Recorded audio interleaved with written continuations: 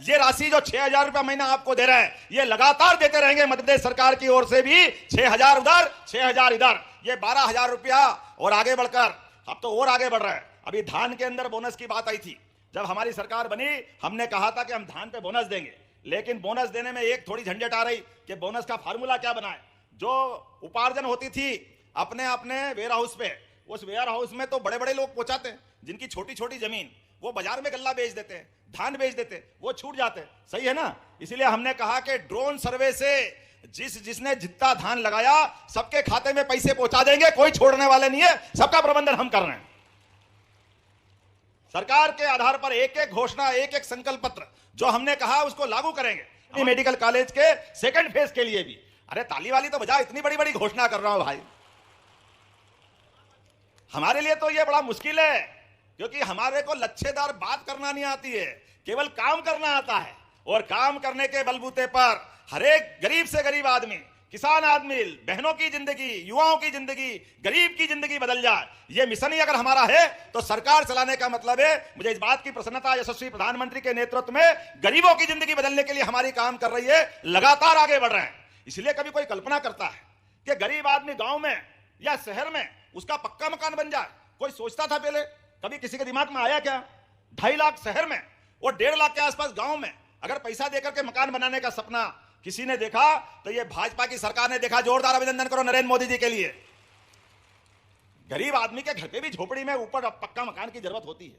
इधर मकान पक्का, उधर मकान पक्का, और गरीब अपनी टापरी में बैठा, झोपड़ी में बैठा। बच्चों को शर्म आती, परिवार में मेहमान आए तो संकोच होता है, बहन बेटी घर में हो तो लजाती है। ऐसे में अगर हाथ पकड़ के सरकार पक्का मकान बनाए तो गलत क्या है? इसलिए हमने गरीब मिशन लिया। जोरदार अभिनंदन करो। किसी का मकान कच्चा नहीं रहने देंगे। एक एक गरीब आदमी को ढूंढ ढूंढ करके उसका मकान पक्का बनाने का हमारी सरकार काम करेगी। हमारे दूसरे विरोधी कहते हैं ये गरीब का भला करेंगे। अरे एक बार नहीं 100 बार करेंगे। तुम्हारी छाती पे सांप लौटे तो 100 बार लौटे, हमको परवाह नहीं है। हमारी सरकार तो गरीबों की सेवा करने के लिए है, हर एक आदमी की जिंदगी में बदलाव लाने के लिए है। ये बहनों के लिए जब हम पैसे देने की बात कर रहे थे तो कह रहे थे कि ये चुनाव के लिए है, इसके बाद बंद कर देंगे। पैसे कहां है? कर्जा क्यों ले रहे हो? अरे आपने तो कभी दिया नहीं, आपके देने की नीयत भी नहीं, इसलिए आपकी तो टन पाल मदन गोपाल ये दुनियादारी थी। ये 56 इंच वालों के समर्थक है मोदी जी के और भाजपा वाले।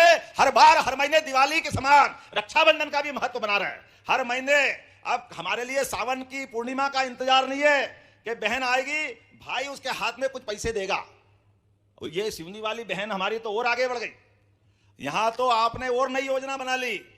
अटल मिशन के अंतर्गत 21 साल से 40 साल तक की बहनों के लिए आपने राशि डाल दी। 60 साल बाद भी जीवन पर्यंत मिलती रहेगी ये पेंशन। ये प्रबंधन आपने किया। अब बताओ इससे बड़ा रक्षाबंधन क्या होगा? हर महीने रक्षाबंधन बन रहा, इसी को तो कहेंगे और किसको कहेंगे? इसलिए किसान हाथ खड़े हो। कौन कौन किसान है अपने यहां पे? जरा हाथ खड़े करो जिसको किसान सम्मान निधि मिलती है। अब किसान सम्मान निधि मिल रही है माननीय मोदी जी के लिए। जोरदार अभिनंदन करो नरेंद्र मोदी जी के लिए। किसान हाड़ तोड़ मेहनत करता है। सीमा पे जवान और खेत में किसान, दोनों बराबरी का अपना रोल अदा करते हैं। दोनों जान की बाजी लगा करके अपने लिए नहीं, इस देश और प्रदेश के लिए जीते हैं। अपनी मेहनत से सबको खुशहाल बनाते हैं, पेट पालन का प्रबंधन करते हैं। लेकिन इनके लिए कभी किसी ने नहीं सोचा। आपको ठोक के कह रहा हूं, हमारे सरकार के द्वारा भी लगातार आपकी बेहतरी के लिए काम कर रहे हैं। ये राशि जो 6,000 रुपया महीना आपको दे रहे हैं, ये लगातार देते रहेंगे मध्य प्रदेश सरकार की ओर से भी। 6,000 उधर, 6,000 इधर, ये 12,000 रुपया और आगे बढ़कर अब तो और आगे बढ़ रहा है। अभी धान के अंदर बोनस की बात आई थी। जब हमारी सरकार बनी, हमने कहा था कि हम धान पे बोनस देंगे, लेकिन बोनस देने में एक थोड़ी झंझट आ रही कि बोनस का फार्मूला क्या बनाए। जो उपार्जन होती थी अपने अपने वेयर हाउस पे, उस वेयर हाउस में तो बड़े बड़े लोग पहुंचाते हैं, जिनकी छोटी छोटी जमीन, वो बाजार में गल्ला बेच देते हैं, धान बेच देते हैं, वो छूट जाते हैं। सही है ना? इसलिए हमने कहा कि ड्रोन सर्वे से जिसने जितना धान लगाया सबके खाते में पैसे पहुंचा देंगे, कोई छोड़ने वाले नहीं है, सबका प्रबंधन हम कर रहे हैं। सरकार के आधार पर एक एक घोषणा, एक एक संकल्प पत्र जो हमने कहा उसको लागू करेंगे। हमारी सरकार ने तय किया। और किसान चारों श्रेणी में पूरा समाज आ जाता, आता कि नहीं आता? बताओ, आपको समझ में आई वो बात? तो चारों श्रेणी के आधार पर जब हमने गरीब की बात कही, हमने युवा की बात कही तो आपको अंदाज लगाना चाहिए हमारी सरकार ने भी अभी युवा मिशन लागू किया। जब युवा मिशन लागू किया तो हमारे बीच में से हमारे कई सारे लोगों को जिनको समझ में आई वो तो आनंद में डूबे, जिनको समझ में नहीं आई वो प्रश्न उठा रहे हैं, अरे युवा मिशन की क्या जरूरत है? तो क्या युवा मिशन की जरूरत इस बात के लिए नहीं है कि हमारे युवा लोगों की संख्या सही आंकड़ा सामने आए और जो जिस लाइन में जाना चाहे उसके रोजगार के प्रबंधन करे? क्या यह नहीं करना चाहिए? यह जरूर करना चाहिए। सरकार होती इसलिए हमने योजना बनाई। हर युवा को, जैसे हर खेत को पानी और हर हाथ को काम, ये हमारी सरकार के संकल्प है। मुझे इस बात की प्रसन्नता है, हमने तय किया है अपने सरकारी लगभग 2.5 लाख से ऊपर पदों के ऊपर, उसमें 1 लाख पद तो अभी हम इसी साल भर रहे हैं। 1 साल, 2 साल, 3 साल, 4 साल की पीएससी एक ही साल में करा करके अपने पीएससी के सारे पद, बाद के लघु श्रेणी, मध्यम श्रेणी, सभी प्रकार के अलग अलग श्रेणी के सारे लोगों के लिए। और उतना ही नहीं, क्योंकि सरकारी पदों की भी एक सीमा है। गांव के अंदर लोग खेती करके, पशुपालन करके भी अपना आय का साधन करते हैं। मुझे इस बात की प्रसन्नता है कि हमारे खेती का रकबा भी आज 3 बातें एक तरफ से आई। हमारे बीच में हमारे मित्र मुनमुन राय जी ने कहा कि सिवनी पेच में माइक्रो लिफ्ट इरिगेशन के माध्यम से कुछ गांव बचे, वहां भी पानी दो। बिल्कुल दिया जाएगा, कोई गांव नहीं छोड़ा जाएगा, सब दूर जल की व्यवस्था की जाएगी। जब ताली बजाओ तो दिल से बजाओ, नहीं तो अपने इस पूरी बात का आनंद कैसे आएगा? और बताना चाह रहा हूं मर्क्स कॉलेज जी, आपके क्षेत्र में भी कोई गांव बाकी नहीं रहेगा। एक एक गांव में पानी पहुंचा करके सारा का सारा सिंचित करने का काम हमारी सरकार के द्वारा किया जाएगा। और धनोरा किसके क्षेत्र में आता है? रजनीश की, अर्थात हमारे कांग्रेस के विधायक मित्र हैं। और ये भीमगढ़ संजय सरोवर बांध में फ्लोटिंग सोलर प्लांट स्थापित करने की बात आई, ये किसकी विधानसभा में आता है? देखना भाई, ये है हमारी भाजपा की सरकार। विकास के मामले में हम कोई कांग्रेस बीजेपी नहीं करेंगे। आपने नेता को जरूर बताना, हम आपके यहां पर भी फ्लोटिंग सोलर पंप बनवाएंगे जोरदार तरीके से। ये दोनों मांग मानने की घोषणा करता हूं। और हमारे युवा मित्रों के लिए कॉलेज खोलने की बात आई तो धनोरा में भी कॉलेज खोला जाएगा, महाविद्यालय खोला जाएगा। ये अपने बीच जितने प्रकार की बातें आई। अब बरघाट का विधायक कौन है भाई? हमारी पार्टी के चुनाव चिन्ह वाले हैं क्या? तो हमारे बीच में आपने कहा है कि कांचना खेड़ी जलाशय में, कांचना मंडी, हाँ डंडी मंडी, थोड़ा सा टाइम लगता है भाई, जरा ऐसा जोर से मत बोलो, ऐसा लगेगा तो मैं फिर बोलूंगा कि जरा बोलना कि नहीं बोलना। मेरे को बोलना है तो जरा जोरदार ताली बजा के बताओ तो कुछ घोषणा कर दे।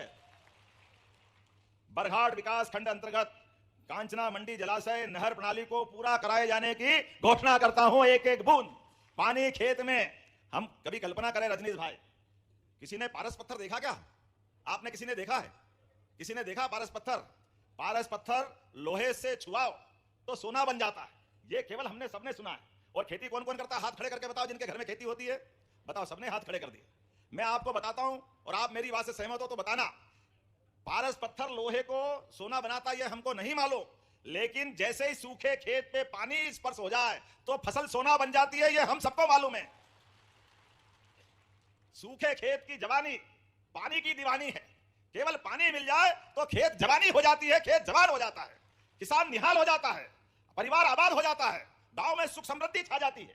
ये जो वर्तमान का समय है, यशस्वी प्रधानमंत्री के नेतृत्व में 2003-4 तक, 56 से लेकर के 2003-4 तक इस पूरे प्रदेश के अंदर केवल 7 लाख हेक्टेयर सिंचाई की क्षमता मध्य प्रदेश की थी।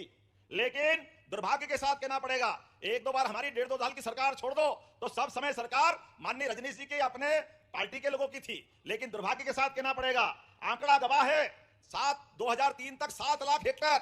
और जब हमारी सरकार 2023 बनी तो 20 साल में 48 लाख हेक्टेयर सिंचाई हुई। 48 लाख हेक्टेयर। अब 48 लाख हेक्टेयर किसको कहते हैं?